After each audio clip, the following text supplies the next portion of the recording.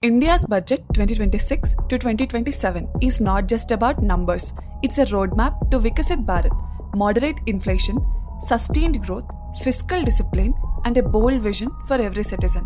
In the next few minutes, I'll break down every major point so you know exactly how this budget impacts you. Understanding the budget may not be simple for everyone. To understand it in a better way, listen to the story. Assume that you are a factory owner for your own business and you're having an account for money. You're getting money from the sale of goods and from public investments so that you can run the factory. And every year, you need to allocate that money to every respective department in your factory. How will you divide the money? First, you will pay interest to loans. You need to pay salaries to employees. You need to give money for maintenance works. You will buy new machinery if needed. If you're a great businessman, then you might also put some money to wellness of employees and give bonuses to them based upon their performance, right? You might also add extra facilities to employees, building washrooms, providing food, providing incentives based upon your money. Similarly, our budget tells us where the money should go and where it is coming from. Firstly, where does a rupee come from? We all say that we the people pay taxes and that becomes income for government. You're absolutely right.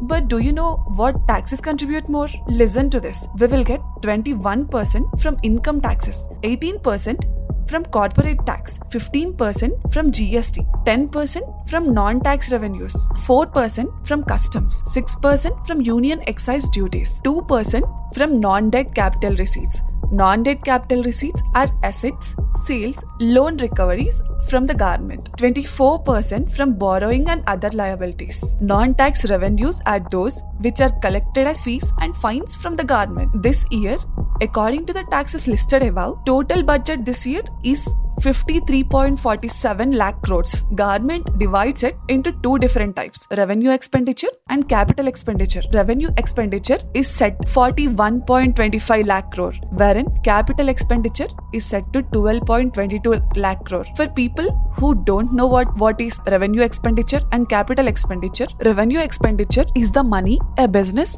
or government spends on its day-to-day operations to maintain, operate or run existing assets and services. These are listed as pensions, subsidies, interest payments, loans, salaries and maintenance of public infrastructure, wherein capital expenditure is something which creates long-term investments. These creates new ones. Having 53.47 lakh crore as a budget, where do you think does it go? Every rupee collected is being carefully allocated to balance growth with welfare. According to the budget listed by Nirmala Sitharamanji in the parliament, 26% of our total expenditure is going toward interest payments. That means 13.9 lakh crores are going towards interest. 15% are going towards defense. That means 7.85 lakh crores are going towards defense. 9% of the budget is going towards transport, infrastructure, rails, roads and highways. 7% is going towards subsidies for food, fertilizers and petroleum products. 5% is going towards agriculture and rural development. 2.5% is going towards education. 2.2% is going towards health, 4% is going towards pensions, 2% is going towards internal security and police, 3% is going towards housing and urban development, 2% is going towards energy and power, 1.5% of a budget is allocated towards science, technology and digital infrastructure, 3% is going towards social welfare schemes, 1% is going towards environment and climate, 11% is going towards transfers to states and UTs, 13% is going towards other ministries and administration. Summing up total 100% of a budget, which is 53.47 lakh crores. This year's union budget brings some bold special initiatives. A massive 40,000 crore rupees has been set aside to strengthen India's semiconductor ecosystem under the Electronics Components Manufacturing Scheme. To secure critical resources, the government is creating rare earth corridors in Tamil Nadu, Kerala, Odisha and Andhra Pradesh. Customs duty exemptions will support industries working with lithium-ion cells, solar glass and nuclear power equipment, boosting our chemical and mineral sector.